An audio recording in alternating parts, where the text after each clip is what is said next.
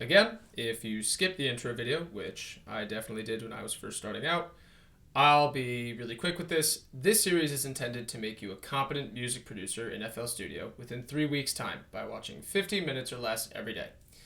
Obviously, practicing is what's going to make you better, but after this series, you'll have all the fundamental skills that you need.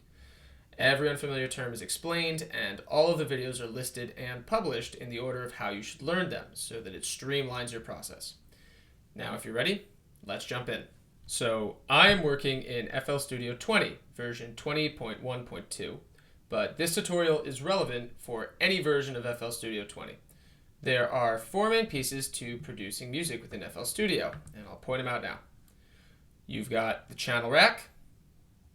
Okay, you've got the mixer, you have the piano roll, and you have the playlist. If you know these 4, then you essentially know the ins and outs of FL Studio. This whole series is about not wasting time and getting right to the point, so let's get after it. First, we're going to look at the channel rack. So this is where most of the instruments or samples that you use in a project can be found. The channel rack is used to make patterns, which we later use to make up the pieces of a song. Think of a piano riff, right? Like da da da da da. A piano riff is a pattern, and in FL Studio, we would likely make that riff in the channel rack. While not all parts of a song are a pattern, the building blocks usually are. This is why the channel rack is so important. You can open the channel rack by pressing this button, highlighted in orange, in the main Windows ribbon. But you should open the channel rack by pressing Control on a PC or Function on a Mac, plus F6. So, again, this button or your shortcut. So it's best to practice these shortcuts because they're going to make your life a lot easier the further down the road we get in FL Studio. So each line here in the channel rack is a channel. Each channel has its own mute or solo button here on the left. Green light means that the channel can play. Off means that the channel is muted. Here is what the channel is actually playing. This can be either a sample or a VST. A sample is a small snippet of a sound that you can play. So here it's a kick drum. Or it can be a VST, which means virtual studio technology. So it can be either a representation of an instrument in your DAW, or it can be a piece of virtual studio equipment. Finally, this collection of red and gray buttons over here is called the step sequencer. We're not going to get into too much detail now, but think about it as writing in notes for when you want this sound in the channel to play within some pattern that you're making. Next, we're going to look at the piano roll. We can open this either with a button in the main window here, or by pressing a shortcut similar to the one for the channel rack. On a PC, this would be hitting Control plus F7, and on a Mac, it would be by pressing Function plus F7. The piano roll is meant for writing more precise patterns than we can achieve in the channel rack. It can also record MIDI information, which is Musical Instrument Digital Interface. So a MIDI controller would be a keyboard that can plug into a computer. Here on my rig, I'm using a controller that has a USB plug that goes straight into my Mac. On the left side of the piano roll is the piano. Essentially, this is representation of 11 octaves worth of notes. An octave is a musical term that means the lower note of an octave is half the frequency of the higher note. We'll explain this in greater detail in a later video in this series, so don't worry about that for now. This large grid here in the middle is for placing and moving notes. If you click on the grid, you'll place a note, and you can click and drag it to move it to different note values. The solid vertical lines signify the bars of a song. Right now, 4 bars make up a measure, which is represented by highlighted lighter or darker areas in the piano roll. Measures are an organized way of creating a song so that it sounds pleasing to the ear and measured. Now let's close out of the piano roll. We could do this by clicking on the X in the top right corner of the piano roll's window, but instead I'm going to use the F7 shortcut that opens it and closes it. Next, we're going to want to look at the playlist, which, as usual, can be opened with this button in the main window, but I'm a big fan of shortcuts, so we're going to use the same format of shortcut, but with the F5 key. Let's enlarge the window by clicking here. The playlist is where we can put patterns, clips, recordings, and certain effects into tracks. Let's think of playlist tracks as the pages of a book, and the patterns, clips, recordings, and effects are sentences. The playlist tracks are where loops and sounds are grouped and organized to become a song. Each track can hold a variety of patterns, clips, or audio.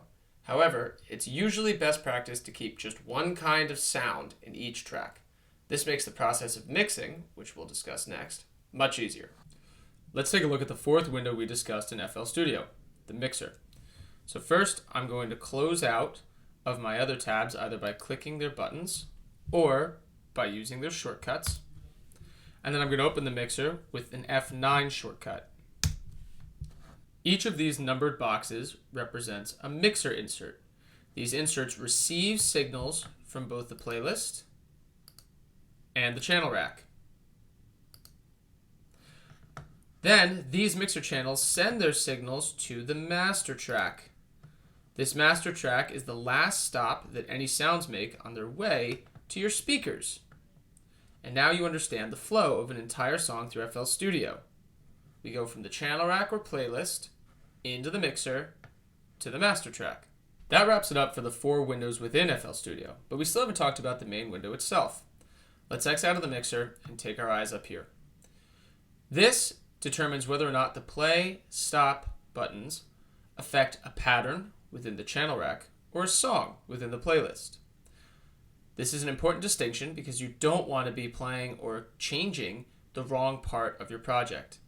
Here we have the record button, which we'll get into later. And here we have the BPM dial. BPM stands for beats per minute, which is pretty self-explanatory. It's the number of beats that occur each minute within a song. This sets the song's pace. Next we have the metronome button. This plays a steady beat at each bar, which remember is each numbered line within the piano roll or playlist. Metronomes are helpful, especially when we're laying down music without anything else in our project to give us context of the beat. This next important button is the countdown button. This will play the metronome 4 beats before the recording process starts, which helps a musician get up to tempo with the pace of the project. Moving down a row of buttons, we can see the typing keyboard as piano keyboard button. This is most useful if you don't have a MIDI controller. Remember, a MIDI controller would be something like a piano keyboard that plugs into your computer to play notes. That being said, using this button means that your computer keyboard can no longer activate shortcuts because it's busy being a MIDI controller. Personally, I would recommend investing in a MIDI controller because by using shortcuts on your computer's keyboard, your workflow improves and you can make music a lot faster. Next, we have the timer. So the timer can be configured to measure time in either regular time, which is what I have, or if you click on it, you can switch it over to beats and bars. Personally, I prefer the regular time, but that's up to your preference. Here, we have the global snap panel. So this is really important to understand in terms of getting your workflow up to speed as a beginner. This gave me a lot of trouble when I started out.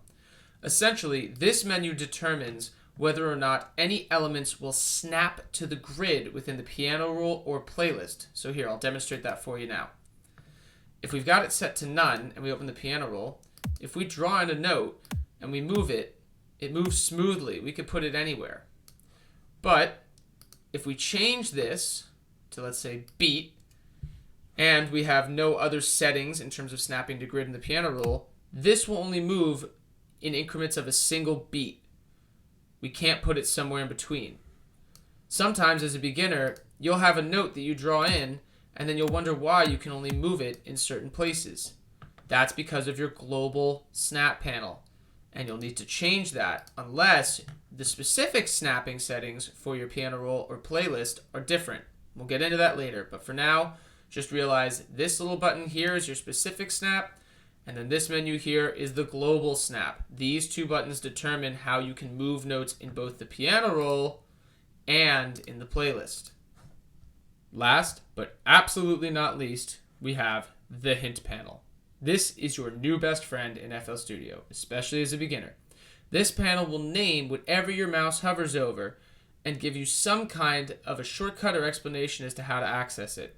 I can't tell you how important it is to look at the hint panel even as you progress in your experience with FL Studio, because it'll explain names and functions of things to you that you otherwise thought you knew but might have had wrong or assumed and took for granted.